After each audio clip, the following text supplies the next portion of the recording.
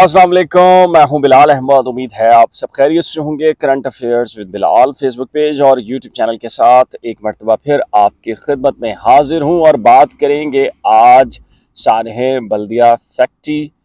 की दूसरी किस्त पर। पहली जो किस्त थी, पहली जो वीडियो थी, उसमें मैंने तफसील के साथ ये बताया था कि बुनियादी तौर पर वाक़या क्या था और इस वाक़ये को कब, किस तरह, कैसे, किन लोगों ने, किन की जानिब से इसको दूसरा रंग दिया गया और एमक्यूएम पर मलबा सारा डाला गया। अब बात करते हैं कि जो सिंध हाई कोर्ट का फैसला है, ये फैसला क्या मुतवक्के फैसला था और ये फैसला क्यों कराया है। और ख़ासकर हम्माद सिद्दीकी, कहा जाता है हम्माद सिद्दीकी और उज़ैर बलोच दोनों ही असासे थे, कहा जाता है, लेकिन हम्माद सिद्दीकी कहाँ पर है, किस मुल्क के पास है, किन लोगों के पास है, क्यों रखा हुआ है उन्होंने, और फिर सिंध हाई कोर्ट इतनी दिलचस्पी क्यों दिखा रही है कि हम्माद सिद्दीकी को पाकिस्तान लाया जाए, ख्वाह वो दुनिया के किसी भी कोने के अंदर मौजूद हो, और उसे निशाने इबरत बनाया जाए। इसकी वजूहात क्या हैं, इसको जानने के लिए एक से दो मिसालें मैं आपके सामने रखूंगा ताकि पिक्चर आपको क्लियर हो जाए कि इस वक्त हो क्या रहा है सिंध के सियासी मंजरनामे पर, दही या शहरी सिंध में, जिसकी वजह से एक ख़त्म होती हुई, आखिरी सांसें लेती हुई एमक्यूएम, उसका दोबारा से अरूज मुझे कम से कम दिखाई दे रहा है। उसकी वजूहात क्या है, इसको ज़रा तसल्ली से सुनिएगा, ताकि ज़रूरी है कि अगर आप ये वीडियो कंप्लीट सुनेंगे तो आपको समझ में आएगी वो वजूहात जो इस फैसले के पीछे हैं, जो हम्माद सिद्दीकी को तलबी के पीछे हैं, और शहरी और दही सिंध की जो तकसीम है और इसकी जो बढ़ती हुई खलीज है, इसके पीछे आपको ये वजूहात नज़र आएंगी। कुछ अर्से कबल, शायद चंद बरस कबल, एक साहब यूएसए से पाकिस्तान आए और वो एक नया ख्वाब लेकर आए, किसी का एजेंडा लेकर आए। मुल्की एजेंडा था, गैर मुल्की एजेंडा था, क्या था भारत। उन्होंने एक पिटीशन दाखिल की। उन्होंने कहा कि पाकिस्तान इस तरह नहीं चल सकता, और वो पाकिस्तानी थे बुनियादी तौर पर, अमरीका मुंतकिल हो गए थे। उन्होंने सिंध हाई कोर्ट में एक दरख्वास्त दायर की कि पाकिस्तान इस तरह नहीं चल सकता जिस तरीके से है, उसको मुख्तलिफ स्टेट्स में, इंडिपेंडेंट स्टेट्स में तकसीम किया जाए, मुख्तलिफ सूबे बनाए जाएँ, कराची को एक अलग स्टेट बनाया जाए, पंजाब के मुख्तलिफ हिस्से किए जाएँ, पाकिस्तान एक यूएसए की तरह एक रहे, लेकिन उसकी अलग इंडिपेंडेंट किस्म की स्टेट्स बना दी जाएँ, और ख़ास कर उनका था कि जी कराची को एक अलग आइडेंटिटी दे दी जाए, स्टेट बना दी जाए, रहे पाकिस्तान का हिस्सा ही। वो दरख्वास्त इस वक्त जो कह सकते हैं कि बेंच नंबर 3 में हैं जज साहब, उनके पास लगी, उर्दू स्पीकिंग हैं, और उन्होंने उसकी समाअत के दौरान, ज़ाहिर है कि जब कोई चीज़ नहीं आती है तो एक जज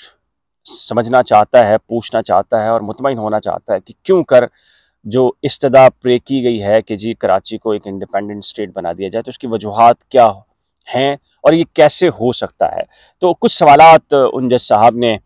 उन साहब के सामने रखे और कहा कि आप अगली डेट पर हमें ये बताएं कि पाकिस्तान के कानून और आइन में कहाँ ये मौजूद है कि कराची को आप अलग स्टेट बना सकते हैं या पाकिस्तान को मुख्तलिफ इंडिपेंडेंट स्टेट्स में तकसीम कर सकते हैं।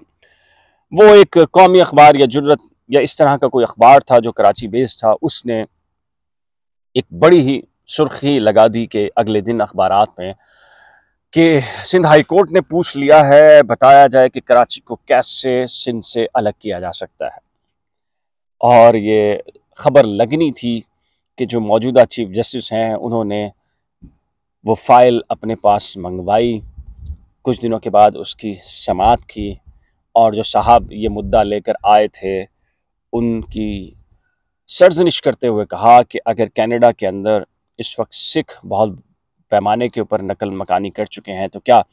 कनाडा की एक स्टेट उनके नाम कर दी जाए, और उन्होंने सरजनिश करते हुए उसको मुस्तरद कर दिया। बात ये नहीं है कि कराची की अलहदगी, मैं बात कर रहा हूँ एक जहनीत की। इस वक्त भी सिंध हाई कोर्ट के अंदर जो लोग मौजूद हैं, जो उसको चला रहे हैं, जो सरपरस्त हैं, 7-8 साल से कहा जाता है कि तासुब की ऐसी ऐनक ओढ़ी हुई है कि जिसके बायस खुद अब जजिस जब टी ब्रेक या खाने लंच में बैठते हैं या आपस में बैठते हैं तो वो ज़ुबान की बुनियाद पर तकसीम हो चुके हैं। ये फैसला क्यों आया है, मैं इस वजूहात तक पहुंचने के लिए आपको ये मिसालें दे रहा हूं। ये बहुत ज़रूरी मिसालें हैं, इसको समझना बहुत ज़रूरी है। और आपको पता है कि 7-8 साल से जो सिंध हाई कोर्ट या पूरी सिंध की जुडिशरी का हाल हुआ है, शायद तारीख में इससे बदतर सूरत हाल कभी देखने में ना मिला हो। ज़ुबान की बुनियाद पर, तासुब की बुनियाद पर, बहुत सारी वजूहात की बुनियाद पर 7-8 साल में बड़े नोटिस लिए हैं मौजूदा जो इस वक्त जज हैं, चीफ जस्टिस हैं, लेकिन वो नोटिस काबिश अखबार से मिलेंगे या कोई भी आप कह सकते हैं अंदरूनी सिंध की नुमाइंदगी करने वाले अखबार के होंगे, किसी बच्ची की किडनैपिंग के होंगे, किसी रेप के होंगे, किसी भी चीज़ के होंगे। नो डाउट, बिलाशुबा पाकिस्तान पीपल्स पार्टी जिस तरीके से इक़्तिदार में रही, जो कुछ उन्होंने किया, अंदरूनी सिंध बेशुमार मसाइल हैं। लेकिन इन 7-8 सालों में कोई एक नोटिस भी अखबार का ऐसा नहीं है जो जंग अखबार में, डेली अखबार, डेली डॉन में, द न्यूज़ से लिया गया हो या कौमी सतह के ऊपर नुमाइंदगी करने वाले अखबार से लिया गया हो और वो शहरी सिंध से ताल्लुक़ रखता हो। चलें, आप 8-10 नोटिस लें, उसमें 1-2 नोटिस हो सकता है कि शहरी सिंध की नुमाइंदगी करने वाले किसी मसले पर भी हो सकता है, लेकिन आज तक हमारी नज़र से नहीं गुजरा कि कौमी सतह के अखबार में शाया होने वाले किसी अखबार की बुनियाद पर वो नोटिस शहरी सिंध के किसी मसले पर लिया हो, उस तरीके से जिस तरीके से दही सिंध के मसाइल के ऊपर नोटिस लिए गए। ये 2 वजूहात मेरा ख्याल है कि आपको सुनने में, आपको समझने में खासी माविन साबित होंगी। और तीसरी मैं आपको दिलचस्प वाक़या एक सुना रहा हूँ। गवर्नर नवीद जमील साहब मरहूम, अल्लाह ताला उनको जन्नतुल फिरदौस में मकाम अता फरमाए आला, उनकी जानिब से जो सिंध भर के अंदर जिस तरीके से तूफ़ान बदतमीज़ी है सरकारी नौकरियां बेचने का, उस पर एक दरख्वास्त दायर की गई, तारिक मंसूर ने दायर की, और वो दरख्वास्त की समाअत भी इन्हीं जज साहब के पास लगी जिन्होंने ये फ़ैसला सुनाया है कि जी MQM इसके पीछे है और पूरी क़यादत के मशवरे और मुशावरत के बगैर ये फ़ैसला नहीं हुआ होगा। इनके पास ये लगी और इन्होंने नोटिस करने या उस दरख्वास्त को सुनने के बजाय कहा कि जी ये दरख्वास्त किसकी तरफ से है। फिर बताया गया कि MQM के जो अरकान हैं कौमी सूबाई और सेनेटर्स, उनकी तरफ से है। तो उन्होंने एक दिलचस्प नुक्ता उठाया, इन जज साहब ने कहा कि क्या ये पार्टी के सरबराह यानी कि कौन है, गवर्नर नवीद यानी जिस पार्टी से हैं, तो खालिद मकबूल सिद्दीकी साहब कन्वीनर है, क्या उनकी मुशावरत और उनकी मर्जी से आई है ये पिटीशन? और फिर बराह रास्त खालिद मकबूल सिद्दीकी साहब को नोटिस कर दिया गया। दिलचस्प बात यह है कि कादिर पटेल साहब हों, नून लीग के अरकान हों, सेनेटर्स हों, पीपल्स पार्टी के हों, दीगर जमातों के हों, वो फंड्स के हवाले से, दीगर इशूज़ के हवाले से जब कभी भी सिंध हाई कोर्ट आए हैं, तो क्या उनसे किसी आज तक अदालत ने पूछा है कि क्या बिलावल भुट्टो, आसिफ अली जरदारी से पूछ कर आए हो, क्या उनकी पार्टी की NOC आपके पास मौजूद है या नहीं? आज तक ऐसा नहीं हुआ, लेकिन इस केस में हमने देखा। मैं आपको समझाने की कोशिश ये कर रहा हूँ कि जो तासुब की ऐनक बदकिस्मती से जो खलीज दही और शहरी सिंध के अंदर बढ़ती जा रही है सियासी सतह के ऊपर, वो अदालती निज़ाम के अंदर भी बहुत हद तक बढ़ चुकी है। और मैं ये पूरे दावे के साथ कह रहा हूँ, मेरे पास शवाहिद हैं, मैं 18 साल से हाई कोर्ट कर रहा हूँ, देखे हैं, बैठा हूँ, सुना है कि चाय और खाने की मेज़ पर अगर जजीज तकसीम है तो उसकी लॉजिक और उसकी बुनियाद भी यही तासुब की ऐनक है, जो हालात इस कदर वहाँ पैदा हो चुके हैं। अब हम्माद सिद्दीकी के बारे में ज़ाहिर है कि जज साहब की ख्वाहिश हो सकती है कि उनको लाया जाए, रगड़ा जाए MQM को। जो मैंने मिसालें 2-3 दी हैं उसके पीछे वही वजह है, और कोई मेरी इत्तला के मुताबिक किसी इदारे की फरमाइश के ऊपर ये जजमेंट नहीं है। जिस फरमाइश के ऊपर है, जिस ऐनक, तासुब की ऐनक के ऊपर है, वो मैंने आपको उसकी पूरी लॉजिक आपके सामने बयान की है कि उसकी वो वजह है। अब हम्माद सिद्दीकी से मुतालिक जो जज साहब ने कहा कि जी हम्माद सिद्दीकी को लेकर आया जाए और इंटरपोल से गिरफ्तार करके लाया जाए। फिर 2017 में बताया गया सेक्रेटरी दाखिला की तरफ से कि 17 में 5 साल के लिए नोटिस हुए। ओ भाई, हम्माद सिद्दीकी कहाँ है? हम्माद सिद्दीकी शायद उन्हीं के पास है जहाँ से इमरान रियाज खान बाजियाब हुआ है। हम्माद सिद्दीकी शायद उन्हीं के पास है, और शायद नहीं, बहुत यकीन की हद तक बहुत सारे लोग इस बात की तस्दीक भी करते हैं। खुद उनसे कहा जा सकता है कि MQM का भी ताल्लुक हो सकता है, मैं नाम नहीं लूँगा उनका। उनको पता भी है, शायद कुछ मुलाकातें भी होती हों, शायद जिनके पास उज़ैर बलोच थे उन्हीं के पास हैं। लेकिन क्यों हैं उज़ैर बलोच तो रिहा हो गए, मतलब रिहा से मतलब नज़रबंदी उनकी ख़त्म हुई और वो केसेस का सामना कर रहे हैं। लेकिन उज़ैर बलोच की तरह या इमरान रियाज की तरह हमास सिद्दीकी को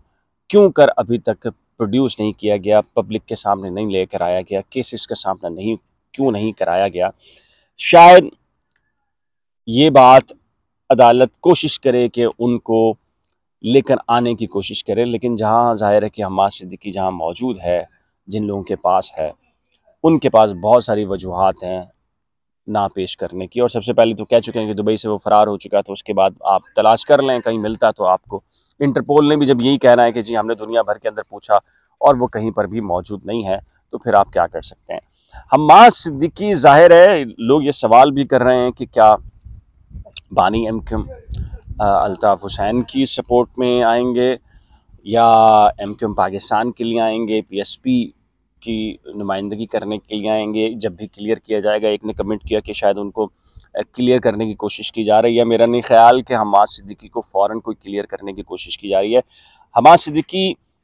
ज़ाहिर है कि कराची तंजीमी कमेटी बहुत कुछ राज, बहुत मामला जानते हैं और शायद उन्हें किसी ऐसे वक्त के लिए रखा गया है कि जो कार्ड अब तक इस्टेब्लिशमेंट की जानिब से एमक्यूएम के लिए खेले गए हैं, कहीं वो कार्ड मिसयूज़ हुए तो फिर एक बड़ा कार्ड हमास सिद्दीकी की सूरत में होगा और फिर उनको उतारा जाएगा फील्ड में। और ये कहना कि शायद वो बानी एमक्यूएम की हमदर्दी रखते हैं या सपोर्ट, ऐसा नहीं है। हमास सिद्दीकी भी वही सोच रखते हैं अब जो सैयद मुस्तफ़ा कमाल की है या अनीस कायम खानी की है। और हमास सिद्दीकी उस वक्त तक नहीं आ सकते जब तक कि इस्टेब्लिशमेंट ये ना समझ ले कि कराची के ग्राउंड्स तैयार हो गए हैं और उसके लिए हमास सिद्दीकी की ज़रूरत है। तो मैं आपको समझाने की कोशिश मैंने इस वीडियो में ये की है कि जो इस फ़ैसले के पीछे जो सोच थी, जो वजूहात थी, वो ये हैं। लेकिन ये फ़ैसला, मेरी इत्तला कह लीजिए, दानिश कह लीजिए, या मेरा ख़्याल है कि ये सुप्रीम कोर्ट ऑफ पाकिस्तान से उड़ जाएगा और इसमें शायद पाकिस्तान के करता धरता या जो फैसला साज क़ुव्वतें हैं वो भी कहीं माविन और मददगार साबित होंगी। लिख लीजिए इस बात को, ये मेरा कहना है, मेरी इन्फॉर्मेशन भी हो सकती है, मेरा तज़िया भी हो सकता है। और एमक्यूएम के ऊपर से ये इल्ज़ाम आज नहीं तो ये कल धो दिया जाएगा। अब एक अहम मामला ये है कि जो मैंने एक बात शुरू में की थी कि एमक्यूएम का अरूज मैं दोबारा से देख रहा हूँ, उसकी वजूहात क्या हैं। एक तो ये फ़ैसला, इसके दरमियान में जो गुफ्तगू की है उसके बहुत सारे अवामिल हैं और भी कुछ मामलात हैं। वो मामलात मैं अगली वीडियो में तफसील के साथ रखूँगा और ये भी बताऊँगा आपको कि क्या बानी एमक्यूएम से मुतालिक रियासत की पॉलिसी एंटी पीपल्स पार्टी हो सकती है या नहीं, इसकी कौन कौन सी वजूहात हो सकती हैं, कौन कौन सी टाइमिंग हो सकती है, इस पर तफसील के साथ अगले व्लॉग में बात करेंगे। अगर आपको ये वीडियो व्लॉग पसंद आया हो तो इसको शेयर कीजिएगा, लाइक कीजिएगा और आपके जो कीमती कमेंट्स हैं उनका इंतज़ार रहता है मुझे, तो नीचे दिए गए कमेंट सेक्शन में अपनी कीमती राय का भी इज़हार कीजिएगा। अगर आपने अभी तक current affairs with Bilal Facebook page या यूट्यूब चैनल को लाइक, सब्सक्राइब, फॉलो नहीं किया तो कर लीजिएगा। एक नए वीडियो व्लॉग के साथ जल्द मिलेंगे, तब तक के लिए दीजिए इजाज़त। खुदा हाफिज़।